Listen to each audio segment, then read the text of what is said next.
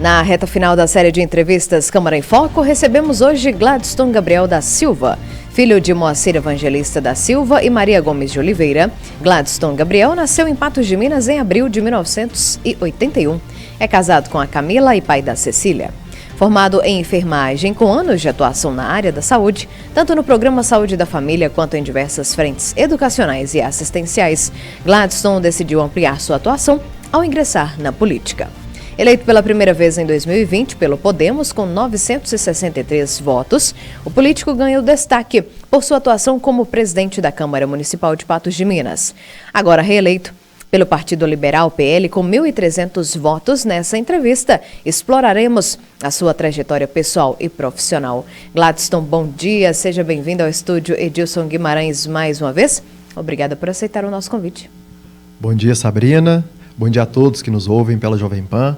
É um prazer estar aqui, ainda mais no estúdio do Edilson Guimarães, um grande amigo, um grande radialista que passou pela Jovem Pan e tivemos a oportunidade de ter várias conversas.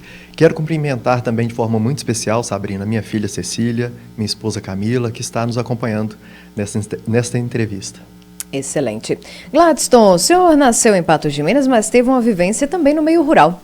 Conta pra gente aí um pouquinho da sua experiência, como é que influenciou a sua visão de mundo e também nas suas escolhas profissionais. Sabrina, essa pergunta ela é muito importante porque nasci em Patos, né, estudei, terminei o ensino médio aqui e fui para Vazante, onde morei quase 6 anos, porque fui trabalhar na roça, fui trabalhador rural, peão de roça mesmo.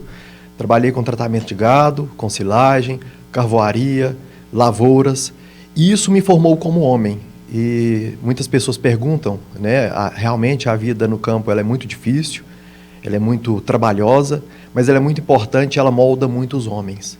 E isso com certeza impactou na forma da personalidade que as pessoas falam, que eu tenho personalidade forte e de decisões muito duras. Mas isso é importante para que a gente sempre faça o que é certo. Sem dúvida. Sua trajetória profissional começou no campo e depois migrou para a área da saúde. Conta pra gente aí o que motivou essa transição. Isso, eu sempre tive essa tendência, né, de trabalhar na área da saúde, desde de criança mesmo, quando algum amigo ou amiga machucava, eu sempre tinha aquela sensação de zelo, de necessidade de cuidar.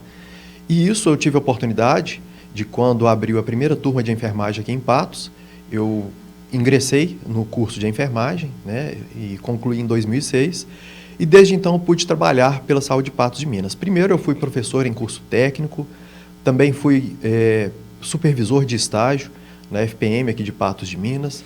Então isso fez com que eu pudesse também, mais adiante, trabalhar no serviço público aqui em Patos, onde eu atuei por quase 14 anos como enfermeiro da UPA, que funcionava bem próximo aqui na Avenida Marabá, e também em alguns outros hospitais. Excelente. Pois é, então já falou aí, né? Já englobou todas as minhas perguntas aqui. O senhor foi professor, coordenador do curso técnico em enfermagem, professor de estágio clínico e de urgência e emergência na graduação do curso, também enfermeiro assistencialista na UPA aqui de Patos de Minas. Ou seja, tem uma vivência grande aí que te permite uma visão profunda dos problemas também referentes à saúde no município. Então conta pra gente. Como é que foi a sua experiência na unidade na época e como é que ela lhe ajudou agora como parlamentar? Veja bem, eu sempre tive para mim que as pessoas elas devem ser respeitadas como tal. E é muito importante que o serviço público ele ofereça um serviço de qualidade para a nossa população, né? As pessoas sempre comparam muito os serviços particulares dos serviços públicos. E eu sempre tive para mim que as pessoas que são as mais humildes, que mais dependem, né, principalmente dos nossos serviços de saúde, elas deveriam ser atendidas com qualidade, com respeito e com igualdade mesmo, sem distinção. Então isso é primordial, é um juramento que a gente faz, né, tratar a todos, levando o bem, e eu carreguei isso comigo. Inclusive quando passei pela UPA, naquela época, né, hoje as coisas mudaram muito, mas quando a UPA ainda era aqui na Avenida Marabá, eram apenas um enfermeiro para todos os turnos, para todos os setores, seja para medicação, para internação, para urgência e emergência, para triagem, e hoje a realidade mudou, né? E era necessário que mudasse, porque realmente era exaustivo os plantões naquela época. Eu sei que hoje ainda o são, mas a gente tinha uma dificuldade maior para poder prestar assistência à nossa população. Mas como eu sempre prezei pelo respeito ao povo, né? E depois da UPA eu fui trabalhar nas unidades básicas de saúde, primeiramente lá na do Cristóvão, que é Geraldo Rezende, depois eu migrei aqui para o Alvorada e depois para do Itamaraty. Na verdade, a unidade de saúde do Alvorada e do Itamaraty é uma só mudou de lugar porque antes a gente ficava no local que era alugado pela prefeitura e depois a gente foi para a nossa, vamos dizer, a nossa sede própria da unidade. E essa vivência com a população me despertou a necessidade de levar uma saúde ainda melhor para a população, e foi isso que eu fiz. Ao entrar, né, como candidato a vereador, e graças a Deus eu fui eleito, não só pelos meus colegas, né, mas amigos, familiares, e eu tenho certeza também que a grande parte dos meus eleitores foram os pacientes que eu assisti ao longo da minha vida. E quais foram os principais desafios e aprendizados ao trabalhar como apoiador do Conselho de Secretarias Municipais de Minas Gerais, lidando diretamente com as demandas de diversos municípios? Sabrina, bacana, porque é uma oportunidade de falar disso, né? Eu falo muito pouco disso, porque às vezes a gente passa batido, não lembra? Mas eu fui apoiador do COSEMES, do Colegiado de Secretários Municipais de Saúde da nossa macro-região. E isso me deu uma amplitude muito grande de relações políticas com os 33 municípios da nossa macro-região, e isso me fez enxergar como a política de saúde funciona em outras cidades também. Mesmo que Patos de Minas, né, seja polo, é importante a gente ter um conhecimento de outros lugares para a gente pegar os melhores exemplos para a gente poder aplicar aqui na nossa cidade. Então eu tive contato com vários secretários municipais de saúde de outras cidades, com prefeitos também, e isso acho que despertou o gosto pela política lá atrás, né? E obviamente foi durante o exercício do meu serviço, né, enquanto servidor público aqui na unidade básica de saúde do Itamaraty, que veio, vamos dizer assim, a furo mesmo, essa vontade de poder exercer um mandato para a nossa população. Excelente. E para a gente fechar esse bloco, vereador, como é que a sua esposa e a filha o apoiam aí na vida pessoal e também política? Olha, é fundamental a família para mim, né? Primeiramente Deus, claro, e a família sem Deus não é nada, mas a família é a base de tudo. Cecília tem quantos anos? A Cecília está com 8 anos, é uma menina assim, a gente é suspeito para falar, né, porque é muito carismática, muito aberta, conversa com todos, a gente fala que é até perigoso porque não tem estranhos para ela se sociabiliza muito bem.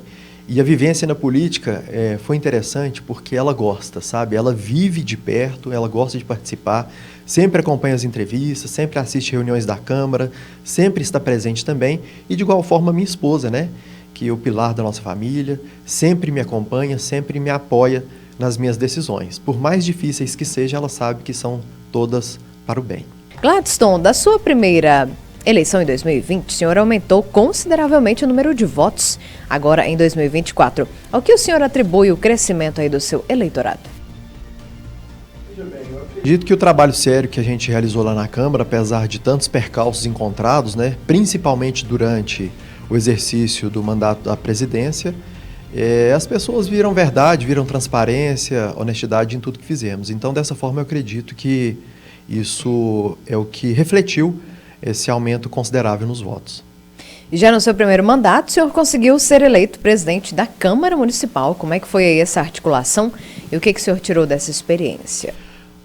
As pessoas precisam entender que a função do vereador, ela, além do atendimento à população, da fiscalização, da representação do povo, há um trabalho de articulação que é muito difícil. De fato, é difícil mesmo ali dentro da Câmara.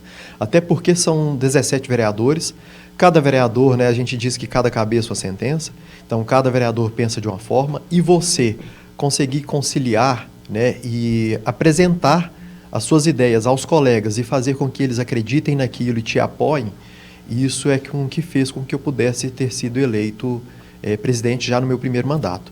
E um detalhe, Sabrina, eu vou até aproveitar a pergunta anterior, porque só houve um caso, até a minha reeleição, de um presidente de Câmara do segundo período, né, do segundo biênio, que conseguiu a reeleição. Primeiro foi o Vicente, E agora, no meu caso também, todos os outros que eram presidentes, a história lá é que não conseguiam a reeleição.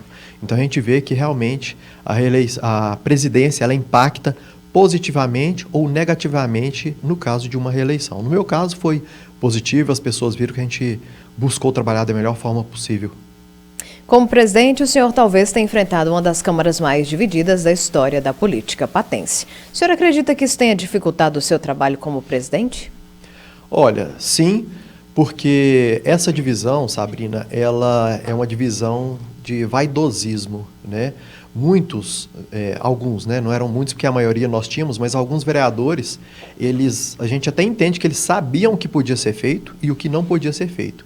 E por várias vezes a gente se viu mediante pedidos de alguns vereadores com que queriam ser atendidos em determinadas demandas que não eram legais, né? Não, o jurídico fazia esses apontamentos que não podia ser feito e a gente negava determinados pedidos. E quando isso acontecia, algumas pessoas achavam, né, ou entendiam da forma que queriam, que era cerceando de algum direito que eles achavam que tinham, mas não, sempre fazendo certo. E eu coloquei isso há muitos anos atrás, mesmo antes de entrar na política, faça o certo sempre, sem querer agradar a ninguém. Fazendo certo, se agrada a quem quer o certo e é o que é legal.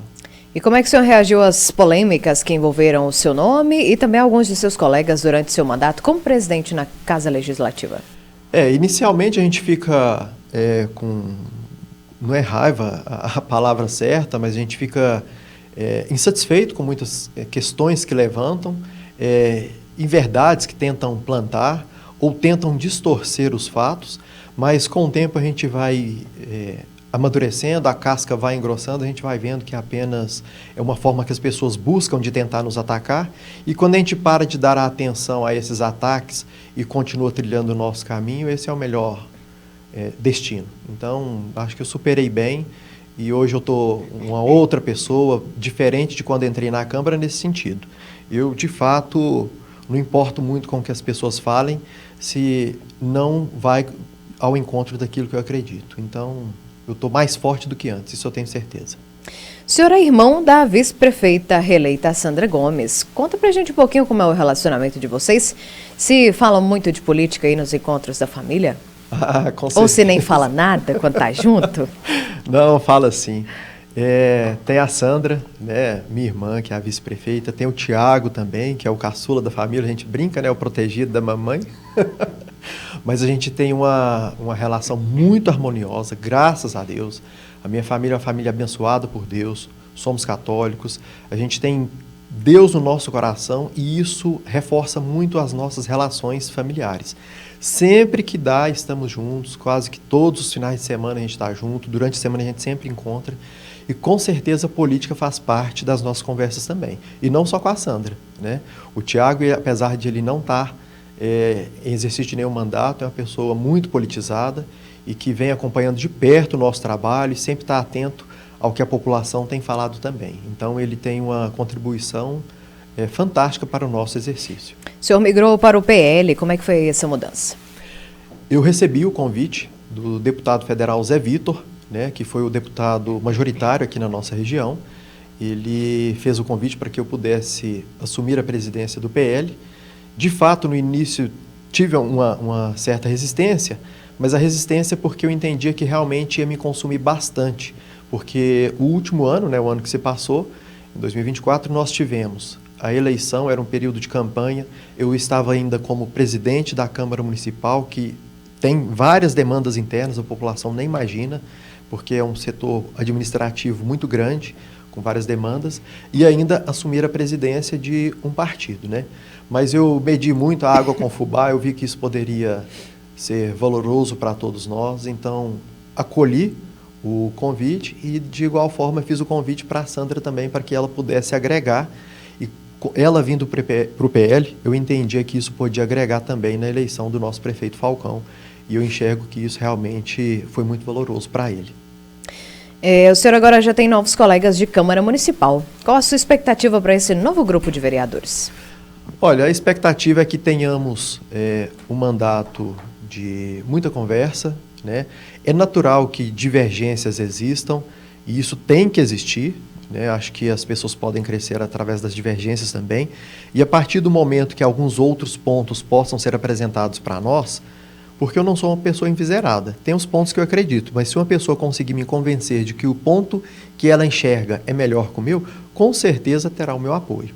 Então, acho que é através da articulação que a gente consegue fazer, né, um mandato mais suave e que traga uma resposta melhor para a população de Patos de Minas. Como é que o senhor avalia aí a relação entre legislativo e executivo municipal durante o seu mandato? O que poderia ser melhorado? Nossa, melhorado eu acho difícil, porque assim, tivemos a decisão a partir até entendo que a partir do momento que o vereador Ezequiel foi o presidente também, ele já tinha esse interesse com que a prefeitura e a Câmara caminhassem juntos, né, para o bem da população. Durante o meu mandato como presidente não foi diferente, a gente buscou alinhar e quando havia alguma divergência, a gente não fazia palanque disso. Fosse através de uma ligação, através de uma mensagem de WhatsApp, ou fosse através de uma reunião com o prefeito e a vice-prefeita, a gente alinhava e mostrava aquilo que a gente enxergava que fosse melhor.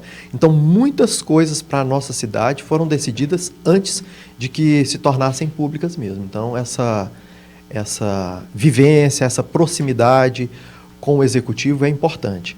A oposição, ela deve existir quando o executivo tiver ou apresentar algum projeto ruim. E eu entendo que os projetos que foram apresentados aí foram positivos para a nossa população. Tanto é que a aprovação do prefeito foi mais de 85%. Estamos conversando então com Gladstone Gabriel, ele que foi reeleito com 1.300 votos. Chegamos ao final aqui da nossa entrevista. Vereador, deixa aí a sua mensagem final para os eleitores que confiaram mais uma vez, né, o voto aí no senhor e que esperam aí mais avanços para a nossa cidade.